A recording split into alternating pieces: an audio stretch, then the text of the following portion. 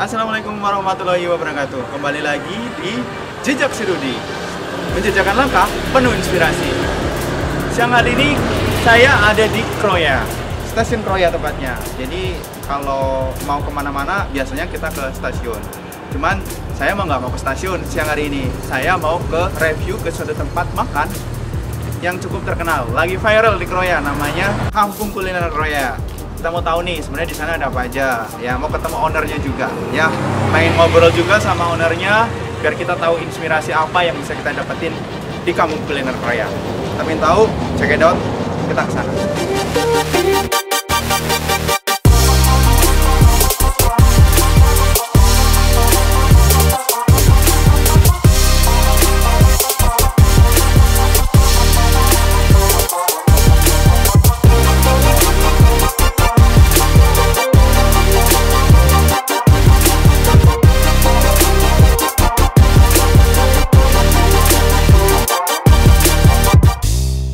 Ya, assalamualaikum warahmatullahi wabarakatuh. Selamat malam semuanya. Ketemu lagi dengan saya, Jejak Si Rudi, menjejakkan langkah, meraih inspirasi.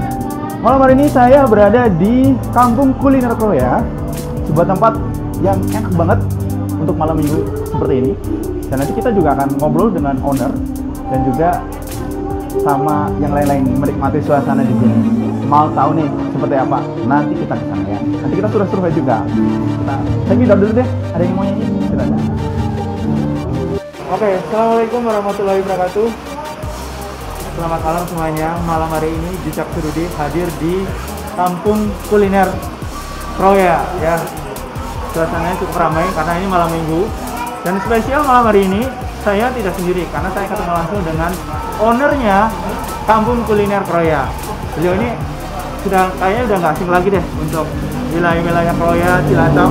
Mas Tri, apa kabar Mas Tri? Alhamdulillah baik ya. Saya toko dulu. Sebelum kesini kita sudah pakai antigen ya. Oke deh. Ini kayaknya kita kayak di TV ya, tapi benar-benar kita real life kok. Sekarang kesibukannya apa nih Mas Tri? Sekarang ini? Iya. Jadi gini ya, saya kan kesibukan dua tahun ini di rumah ya. Terus kemudian kesibukan yang pertama itu kan memang awalnya itu buka showroom mobil. Buka showroom ya, pertama buka showroom ya. Ya, setelah keluar dari politik itu dan saya fokus mengembangkan kuliner. Ya, jadi pertama usaha jual beli mobil bekas, kemudian ini kuliner. Ini 1 tahun ini kita fokus bagaimana mengembangkan kuliner. Jadi kita pertama buka kuliner itu kan di Purwokerto. Jadi sebelum di sini memang buka dulu di Purwokerto. Ya, di Purwokerto yaitu namanya WKP. Ya, WKP itu kafe. Tetapi ada tempat untuk apa ya? Tempat untuk meeting, oh ya, untuk ya, acara-acara ya. Jadi itu ya. Kemudian setelah itu baru kita buka lagi di Kroya ini. Oh ya, Ya, di Kampung Kuliner. tapi di sana masih jalan ya? Oh, di sana masih jalan. Alhamdulillah masih bertahan sampai detik ini ya, karena ya namanya di saat pandemi seperti ini kita harus kreatif itu hampir semua pelaku usaha ini kan kena dampak. Betul. Ya, yang tidak kena dampak itu saya kira ya kayak alat kesehatan. Betul. Jual alat kesehatan, obat-obat juga ya, kemudian sembah.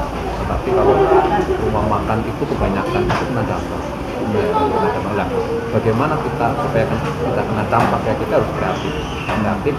Seperti di Purwokerto itu kita ada gedung buat meeting, kemudian buat rapat ya, kita harus cari bagaimana gedung itu atau tempat meeting itu bisa dipakai. Iya.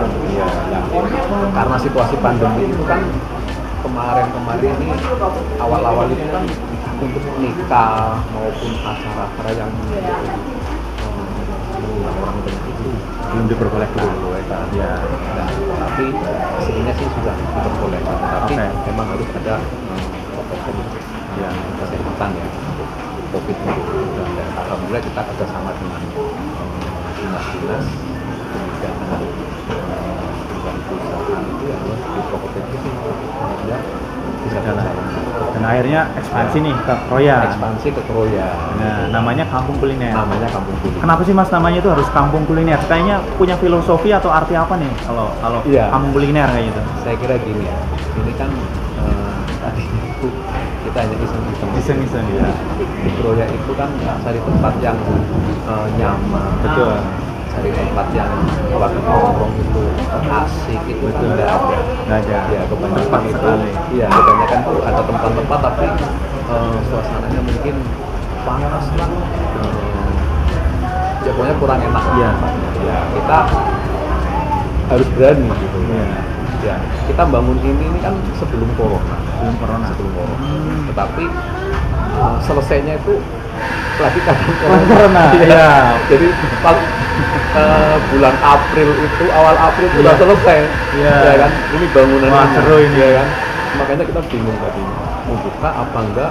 Tapi konsepnya memang dari awal seperti ini atau beda? Iya, karena ini kan kita harus ngikutin tempatnya. Ini kan di kampung.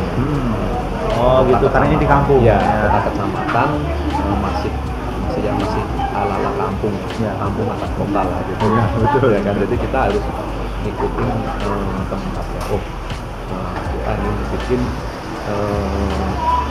kampung kuliner gitu. Kampung kuliner. Ya, jadi tempat yang mungkin pikiran saya itu awalnya itu ya udah tempat untuk nongkrong, tapi konsepnya adalah konsep murah, ya kan, enak, murah dan nyaman. Ya kan? Jadi kita usahakan masakannya enak, ya kan.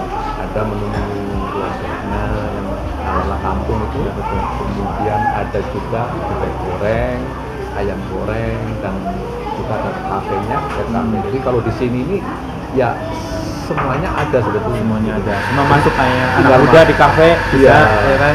Jadi keluarga juga bisa ya. Tinggal milih mau kemana sih, gitu kan. Mau masakan ala kampung ada, mau bebek goreng yang enak, empuk ada, yang ayam goreng yang empuk juga enak itu ada. Kemudian ke kafe minum teh, kopi, kemudian minum kafe lah, dan harganya murah. Ya, ini dan tempatnya juga ya nyaman lah. Betul. Kayaknya memang di Kecamatan Kroya ini kampung kuliner ini kayaknya sesuatu yang beda kan. Gitu. Kayaknya mungkin di situ ya titik poinnya, menjualnya bukan hanya makanan tapi suasana juga ya. Iya. Jadi menjadi menarik juga gitu. Oh, jadi memang itu dari sisi nama ya punya filosofi seperti itu gitu ya. Mas Trik, ngomongin tentang pandemi nih. Sekarang kan mungkin kebijakannya sudah PPKM mikro dan kita pengen tahu nih dari sisi pengusaha-pengusaha kuliner atau UMKM ini terdampak nggak sih secara ya semuanya usaha dan yang lain-lain. Terus bagaimana tips-tips mungkin mengatasi atau menyikapi kondisi pandemi sekarang ini gitu. Sehingga nanti bisa inspirasi juga ke yang lain, Mas Tri. Ya jadi gini ya. Tadi kan saya sudah bilang pandemi ini semua ini kena dampak ya, dan alhamdulillah kita ini dari pembukaan sampai pertengahan sebelum ada PSBB itu lancar, ramai gitu, dan saya juga tidak tahu ya kok bisa seperti ini ramainya gitu kan ya. Tapi setelah ada PSBB kemudian ada aturan-aturan yang lain, memang ada sedikit penurunan ya, karena memang ada batasan waktu ya. Nah, bagaimana kita ini mengatasi ya? Kita yang penting saya punya tidak mau itu ada pengurangan karyawan, karena ketika situasi PSBB itu dilakukan, kemudian ada lagi aturan lain, konsep turun, kemudian memang dari pihak manajer mengajukan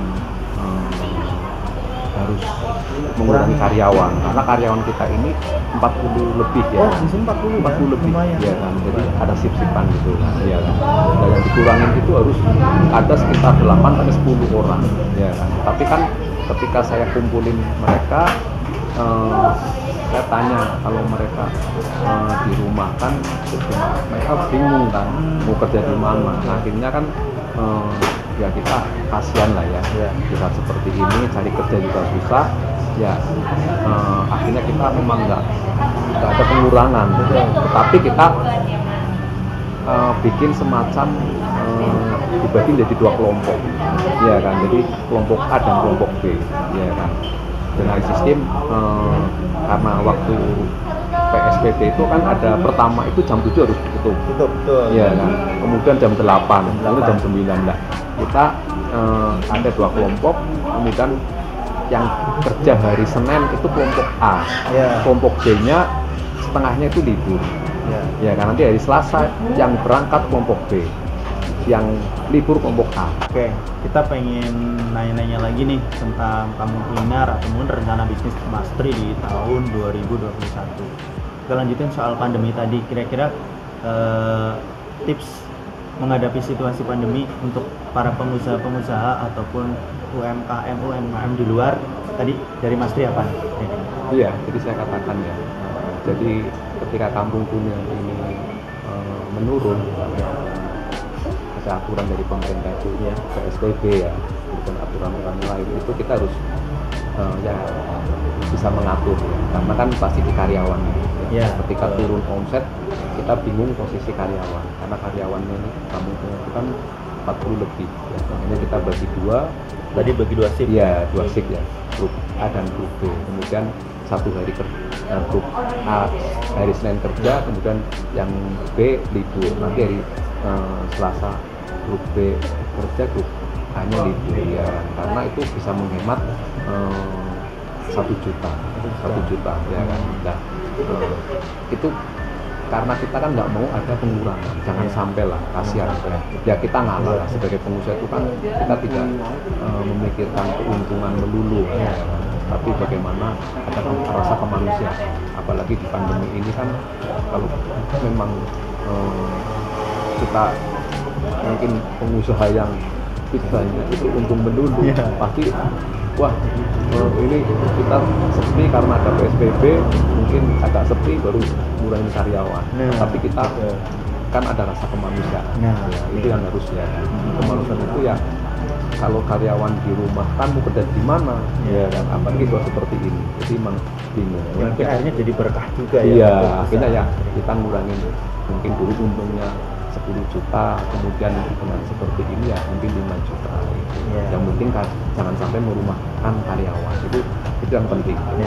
Ini mungkin akan menjadi catatan juga. Yang penting tidak merumahkan karyawan, nanti disetting lah ya. Yang lain-lain gitu ya. Dan ini sudah tanggal 1 kemarin kita kembali lagi. Oh, sudah normal ya? Sudah normal, karena kan jam aturannya lagi kan sekarang beda lagi, jam 9. Jadi kita sekarang sudah shift-shiftan lagi, normal lagi. Iya, normal lagi. Jadi jam pertama jam 8 sampai jam 4 yang pertama, kemudian jam 2 sampai jam 9, jam 10 tutup, itu shift yang kedua. Jadi normal lagi. Mudah-mudahan ramai lagi, bisa lagi untuk gaji. Mudah-mudahan juga pandemi ini sudah berakhir ya, normal lagi ya. Harapannya seperti itu. Oh ya Mas Tri, kita kan mungkin Mas Tri punya rencana bisnis atau mungkin pengembangan bisnis kuliner ataupun yang lain lah. Mungkin kita bisa tahu dan mungkin bisa cerita juga ke teman-teman semua sejak si Rudy ini, sehingga nanti juga wah menunggu juga nih, pengen tahu juga nih rencananya dari Mas Tri seperti apa itu. Coba bisa diceritakan. Iya, jadi kan saya memang lagi fokus untuk bisnis kuliner ya. Kuliner ya. Masih kuliner lagi nih. Iya, kuliner lagi. Kita harus difokuskan untuk betul-betul ya fokus gitu kan, jangan sampai mikirin yang lain. Nah, kita akan ekspansi tahun ini, kita akan membuka rencana ya. Tahun ini guys? Ya, tahun ini, akhir tahun lah. Ya, semoga ini terwujud ya kan. Nanti bulan Desember itu kita akan bikin lagi tempat di Logending. Oh, di Logending, Pantai Ayah ya? Pantai Ayah, Ya, ya Logending itu nanti rumah makan dan wisata, ya kan, karena ya Logending ini kan tempatnya wisata. Ya. Wisata itu di Logending pasti laut kan, Ya. ya kan. Nah, jadi biar orang ke sana itu nggak cuma melulu ke laut gitu kan, tapi ada semacam wisata yang lain gitu kan. Ya kan, nah kita harus berani, ya kan, karena pengusaha itu, Indonesia itu harus berani melakukan sesuatu hal yang ya yang baru gitu kan, jangan kita takut gitu kan. Masalah berhasil atau enggaknya itu urusan belakang gitu kan, tapi kita harus mencoba. Makanya saya berani mencoba ya, di Logending itu kita mau bikin rumah makan tapi ada wisatanya ya. Ada wisatanya, wisata air, terus kemudian ada konsepnya mungkin tempat wisata, tempat makan, tapi ada wisatanya. Ada wisatanya. Iya. Oke. Wisata itu mungkin ya tempat-tempat, kan sekarang ini zaman Selfie, betul. Harus ada spot-spot selfie-nya ya. Selfie-nya ya kan, itu seperti itu ya. Mungkin ada nanti di pinggir sungai tempat untuk ngobrol bareng, kemudian ada kapal kecil untuk mungkin keliling gitu kan. Kemudian nanti ada kafe, kemudian di 3 lantai ya kan. Lantai pertama kafe, kedua untuk reservasi, orang mau arisan, mau kumpul-kumpul dengan temen ya kan, acara kantor ulang tahun itu ya, bisa di situ ya. Dan nanti lantai atas itu yang terbuka yang bisa ditutup di rumput sintetis itu, kemudian bisa lihat view ke sungai, ke laut juga ya. Bagus, nanti di situ ada jembatan kaca ya kan. Jadi kalau di sini nggak ada jembatan kaca, nanti di Logending itu ada. Jadi itu yang rencananya, dan mudah-mudahan akhir tahun ini bisa terwujud. Amin. Kayaknya nggak cukup 1 jam ngobrol dengan Mas Tri untuk ngobrolin rencana bisnis, cuman karena waktu juga yang harus membatasi kita. Terima kasih Mas Tri sharing-sharingnya, dan juga menjadi inspirasi juga untuk teman-teman semuanya, bahwasanya kita di tengah kondisi pandemi seperti ini tetap optimis ya Mas Tri. Oh iya, harus optimis. Dan saya ucapkan terima kasih nih dari teman-teman, dan juga semoga rencana-rencana sukses. Amin ya. Oke, thank you. Nanti kita jangan lupa like, comment, dan subscribe Jejak Seruding. Thank you.